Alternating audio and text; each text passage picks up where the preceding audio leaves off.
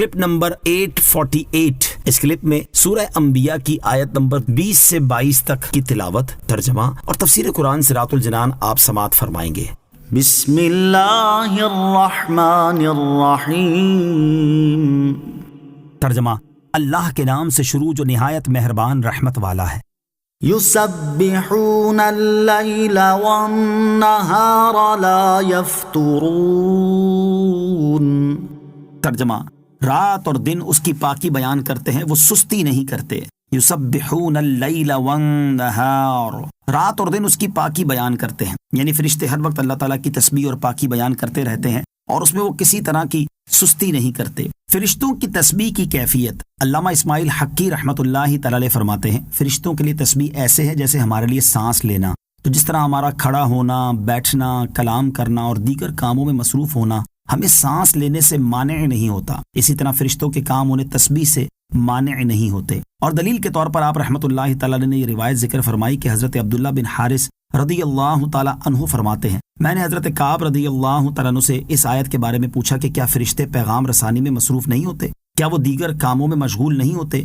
اور جب وہ ان چیزوں میں مصروف ہوتے ہیں تو پھر ہر وقت وہ تسبیح کس طرح کرتے ہیں؟ حضرت کعب رضی اللہ تعالی عنہ نے فرمایا، فرشتوں کے لیے تسبیح کو ایسے بنایا گیا ہے جیسے تمہارے لیے سانس بنائی گئی ہے۔ کیا آپ کھاتے پیتے آتے جاتے اور بولتے وقت سانس نہیں لے رہے ہوتے؟ بالکل یہی کیفیت ان کی تسبیح کی ہے۔ قرب و شرف رکھنے والوں کا وصف علامہ احمد ساوی رحمۃ اللہ تعالی اس آیت کے تحت فرماتے ہیں، فرشتوں کے بارے میں یہ خبر دینے سے مقصود مسلمانوں کو اللہ تعالیٰ کی اطاعت و عبادت کرنے پر ابھارنا اور کافروں کو اللہ تعالیٰ کی اطاعت و عبادت ترک کرنے پر شرم دلانا ہے، کیونکہ عبادت اور تسبیح کرنا قرب ہے اور شرف رکھنے والے لوگوں کا وصف ہے، اور اسے چھوڑ دینا اللہ تعالیٰ کی رحمت سے دور ہونے والے اور ذلیل لوگوں کا شیوا ہے۔ لہٰذا ہر مسلمان کو چاہیے کہ وہ اللہ تعالیٰ کی بارگاہ کے مقرب بندوں کے طریقے پر چلتے ہوئے اللہ تعالیٰ کی عبادت اور اس کی اطاعت کرنے میں مصروف رہے اور اس سلسلے میں کسی طرح کی شرم و عار محسوس نہ کرے۔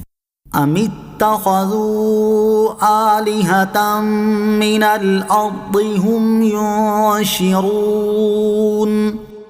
ترجمہ: کیا انہوں نے زمین میں سے کچھ ایسے معبود بنا لیے ہیں جو مردوں کو زندہ کرتے ہوں؟ ام اتخذوا آلہۃ من الارض، کیا انہوں نے زمین میں سے کچھ ایسے معبود بنا لیے ہیں؟ اس آیت کا خلاصہ یہ ہے کہ کیا کافروں نے زمین کے جواہر اور معدنیات جیسے سونے، چاندی اور پتھر وغیرہ سے کچھ ایسے معبود بنا لیے ہیں جو مردوں کو زندہ کرنے کی قدرت رکھتے ہیں؟ ایسا تو نہیں ہے، اور نہ ہی یہ ہو سکتا ہے کہ جو خود بے جان ہو وہ کسی کو جان دے سکے۔ تو پھر ان چیزوں کو معبود ٹھہرانا اور الہ قرار دینا کتنا کھلا باطل ہے۔ معبود وہی ہے جو ہر شے پر قادر ہو، اور جو زندگی موت دینے اور نفع نقصان پہنچانے پر ہی قادر نہیں تو اسے معبود بنانے کو کون سی عقل جائز قرار دے سکتی ہے؟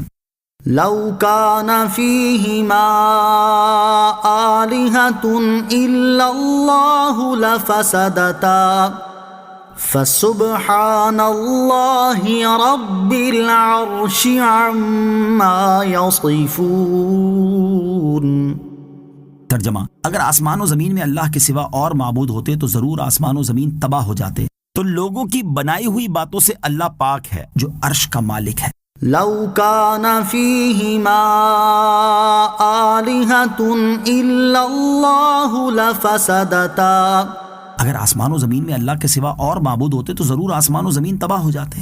اس آیت میں اللہ تعالیٰ کے واحد معبود ہونے کی ایک قطعی دلیل بیان کی گئی ہے۔ اس کا خلاصہ یہ ہے کہ اگر آسمانوں یا زمین پر اللہ تعالیٰ کے سوا کوئی اور خدا ہوتا تو سارے عالم کا نظام درہم برہم ہو جاتا، کیونکہ اگر خدا سے وہ خدا مراد لیے جائیں جن کی خدائی کا بت پرست اعتقاد کرتے ہیں تو عالم کا فساد لازم ہونا ظاہر ہے، کیونکہ بت پرستوں کے خدا جمادات ہیں اور وہ عالم کا نظام چلانے پر اصلاً قدرت نہیں رکھتے۔ تو جب قدرت ہی کچھ نہیں تو وہ کائنات کو کیسے چلاتے؟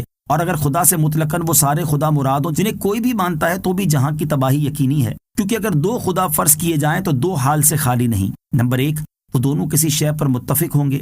نمبر 2، وہ دونوں کسی شے پر مختلف ہوں گے۔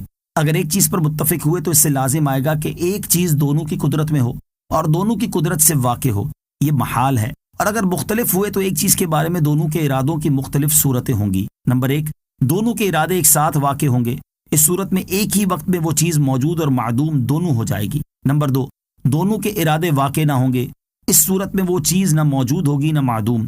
نمبر 3، ایک کا ارادہ واقع ہو اور دوسرے کا واقع نہ ہو، یہ تمام صورتیں محال ہیں، کیونکہ جس کی بات پوری نہ ہوگی وہ خدا نہیں ہو سکتا، حالانکہ جو صورت فرض کی گئی ہے وہ خدا فرض کر کے کی گئی ہے۔ تو ثابت ہوا کہ باہر صورت ایک سے زیادہ خدا ماننے میں نظام کائنات کی تباہی اور فساد لازم ہے۔ اللہ تعالیٰ کی وحدانیت سے متعلق یہ انتہائی مضبوط دلیل ہے، اور اسے بیان کرنے کے مختلف انداز بڑی تفصیل کے ساتھ علم کلام کے ماہر علماء کی کتابوں میں مذکور ہیں۔ عوام کی تفہیم کے لیے اتنا ہی کافی ہے جتنا بیان کیا گیا، البتہ جو علماء کرام اس کی مزید تفصیلات جاننا چاہیں وہ علم کلام کے معتبر اور با اعتماد ماہرین کی لکھی ہوئی کتابوں کی طرف رجوع فرمائیں۔